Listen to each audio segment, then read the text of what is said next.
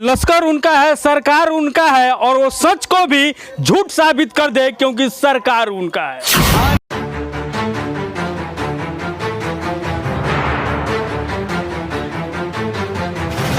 दिल के अरमा आंसुओं में बह गए। अब 1700 करोड़ के लागत का पुल बना भागलपुर में और निर्माण यानी कि उद्घाटन से पहले ही ढह गए।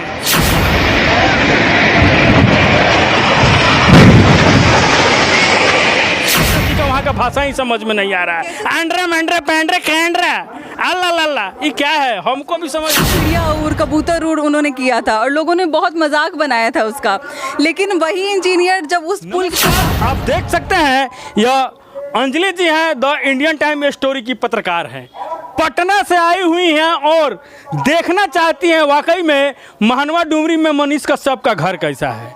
आर्मी परिवार से ताल्लुकात रखते हैं, जिनके दादाजी स्वतंत्रता सेनानी भी रह चुके हैं।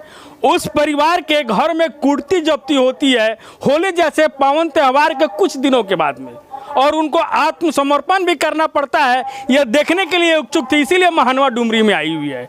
और कहीं ना कहीं मनीष कश्यप का सच दिखाना वाकई में अब बिहार की जनता भी बोल रही है। जो मनीष कश्यप ने कहा था वो भागलपुर में हुआ है। 1700 की लागत से बना पुल धराशायी हो गया। क्या है, इन्हीं से जानते हैं। मैडम स्वागत है। बहुत बहुत शुक्रिया, थैंक यू सो मच। क्या लगता है 10 लाख का महीना कमाने वाले पत्रकार मनीष कश्यप का घर में वाकई आप आई हुई है, कुछ आपको घर अलग लग रहा है? उम्मीद नहीं थी मुझे लगा था कि घर बिल्कुल वेल फर्निश्ड होगा, लेकिन आने के बाद आप बताइए कि जिसके अकाउंट में 42 लाख रुपए मिले और जिसको सीज कर दिया गया, अगर उसको उड़ाना रहता अपने ऊपर, अपने घर के ऊपर, तो घर की ये हालत नहीं रहती। आप देखेंगे कि ऊपर में जो है ना, ये करकट का लगाया हुआ है, करकट लगाया, खपड़ी लगाया हुआ है, बहुत ज़्यादा इसको मैनेज नहीं किया गया है। ये दिखाता है कि वो सन ऑफ बिहार जो था वो बस बिहारियों के लिए काम करता था। जिस तरीके से वो कैमरे में आके कहता था कि मैंने घर वालों को कभी अपने आगे नहीं रखा है, घर वालों को मैंने नहीं देखा है, मेरे लिए जो बिहार है वो मेरा परिवार था, मुझे पहले उसके लिए काम करना है, फिर मुझे अपने परिवार के लिए काम करना है। वो चीज़ सामने दिख रहा है। मैडम आपने देखा था कुछ दिन पहले एक पुल धराशायी हो गया भागलपुर में। मनीष कश्यप ने उसका रिपोर्टिंग किया हुआ था और बोला हुआ था कि यह पुल नहीं चलेगा, गिर जाएगा। इंजीनियर है, क्या लगता है उससे कोई चीज़ छुप नहीं सकता? आप ये देखिए ना कि जब उन्होंने ये वीडियो बनाया था तो उसमें चिड़िया और कबूतर उड़ उन्होंने किया था और लोगों ने बहुत मजाक बनाया था उसका, लेकिन वही इंजीनियर जब उस पुल पे पहुंचा तो जितने इंजीनियर्स थे वहाँ के जो बनाने वाले थे उसके लेके मतलब वहाँ से भागना शुरू कर दिए। आखिर ये कहीं ना कहीं डर है ना कि उन्होंने कहीं मिलावट की है, कहीं ना कहीं कुछ धोखाधड़ी की है, तब तो उन्हें डर है, उन्हें भागना पड़ रहा है मनीष कश्यप के सवालों से। और उसका जो एक था ना प्रश्न था कि, और उसने जो देखा था उसमें कि ये ज़रूर एक दिन धाराशायी होगा, वो उसका भविष्यवाणी सही हुआ। आज पूरे भारत ने देखा है कि उसने जो कहा था वो वाकई में सच था, और जो उसने इंजीनियर की आंखों से जो नापा था कि उसमें मिलावट थी, उसके रोड पर जो है वो बालू और गिट्टी का जो बोरा था वो मिल गया था, वो सब कुछ उसने दिखाया था। तो सबने देखा, सबकी आंखें खुल गई इस वीडियो को देखने के बाद। वहाँ से एक वीडियो आ रहा है, लोग उठा के ऐसे पटक रहे हैं और बालू बालू हो जा रहा है। आप बताइए, चमत्कार अपना बिहार में ही होता है। 1700 करोड़ के लागत से पुल बना है मैडम, और आदमी ऐसे ही उठा के पटक रहा है, फूट जा रहा है। ये अपनी खून और पसीने की कमाई रहती तब ना। एक मजदूर जो है वो दिन भर की मजदूरी करके जाता है, सब्जी खरीदता है, एक किराने स्टोर से सामान खरीदता है, तब जाके आपको टैक्स मिलता है और आप उसके पैसे से वो पुल का निर्माण कराते हैं, जो कि आप 1700 करोड़ आप कह रहे हैं। ये छोटी मोटी अमाउंट तो है नहीं कहीं से भी, और ये बहुत शर्म की बात है हमारे लिए कि हमारे नीतीश कुमार ने भी उस पर एक टिप्पणी दी थी कि ये तो बन जाना चाहिए था। उन्होंने ऐसे बोला जैसे कुछ हुआ ही नहीं है। उन्होंने कहा कि ये तो इतना समय नहीं लगना चाहिए था, ये तो बिल्कुल अभी तैयार होके मतलब शुरू हो जाना चाहिए था। मतलब बिल्कुल इररिलेवेंट टाइप उन्होंने आंसर किया था, जो कि किसी को समझ में नहीं आया। और हम बता दें, हमारे खास करके सोशल मीडिया पर एक हमारे मित्र ने कमेंट किया हुआ था उस पुल के लेके, और बड़ा अच्छा लाइन लिखा हुआ तो हमको पसंद आया, इसीलिए हम बोल रहे हैं। से दिल के अरमा आंसुओं में बह गए। अब 1700 करोड़ के लागत का पुल बना भागलपुर में और निर्माण यानी कि उद्घाटन से पहले ही ढह गए। बिहार है मैडम, चमत्कार ही होगा कि वाकई में काम होगा? काम होना चाहिए। देखिए, बिहार से हम लोग हैं तो बहुत ज़्यादा इसको नीचे करने की ज़रूरत नहीं है। बिहारी होने पे गर्व होना चाहिए हमें, लेकिन हाँ, जो लोग इसको गिराने के चक्कर में लगे हैं। आज पूरे भारत में कहीं ना कहीं कमेंट हो रहा है कि यहाँ के इंजीनियर्स ऐसा बनाते हैं कि उसके उद्घाटन से पहले ही जो पुल है वो धाराशायी हो जाता है। तो ये उन लोगों को जिम्मेदारी समझना चाहिए और कहीं ना कहीं उस जिम्मेदार हो के उस काम को करना चाहिए। अदरवाइज़ हम बिहारी बहुत, हम IAS और IPS बनने वाले सबसे ज़्यादा हम बिहार से ही होते हैं। तो ये कहीं ना कहीं जिम्मेदारी लेनी पड़ेगी कि हम अगर इंजीनियरिंग का काम कर रहे हैं तो वो बेहतर तरीके से करें, अगर हम डॉक्टर हैं तो अच्छे से अपना प्रोफेशन काम करें।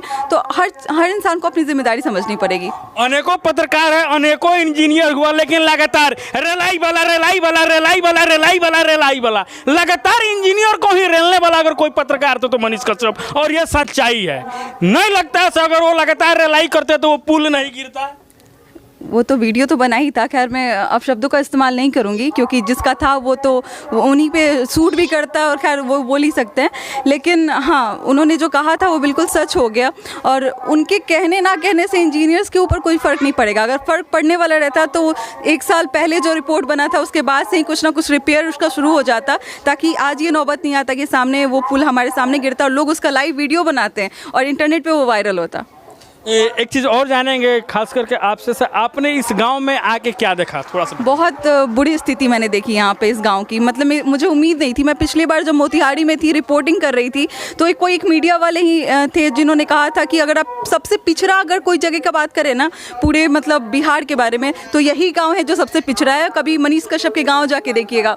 और वाकई में पटना से यहाँ आने में मुझे कोई परेशानी नहीं हुई, लेकिन जब से मैं इस गाँव में एंटर की हूँ इतना मुझे परेशानी हुआ। ना रोड सही है, ना यहाँ पर किसी चीज़ की व्यवस्था है और इतना पिछड़ा है, मतलब मैं बता नहीं सकती। कोई आएगा तो उसको समझ में आएगा। एक तो बाढ़ ग्रसित क्षेत्र है ये, जिसके कारण भी बहुत ज़्यादा ये लोग आगे डेवलप नहीं कर पाते हैं। तो मेरा एक्सपीरियंस बहुत ज़्यादा सही नहीं रहा और शायद उनका कहा हुआ मैं आज महसूस कर पा रही हूँ। उन्होंने बिल्कुल सही कहा था और ये गाँव बहुत ज़्यादा डेवलपमेंट चाहता है। मतलब मनीष कश्यप जैसा इंसान ही इस चीज़ को बदल सकता है, क्योंकि सरकार के रहते हुए आज वो स्कूल में मैं गई थी जहाँ पे मनीष कश्यप ने। मैडम आप बोल रही हैं से इनके जैसा आदमी ही बदल सकता है।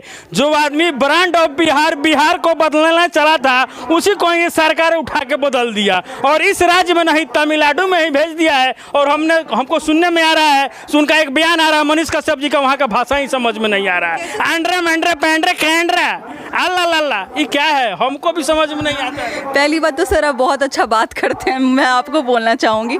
अदरवाइज़ है कि किसी की भाषा को कोई बहुत जल्दी समझ नहीं सकता है।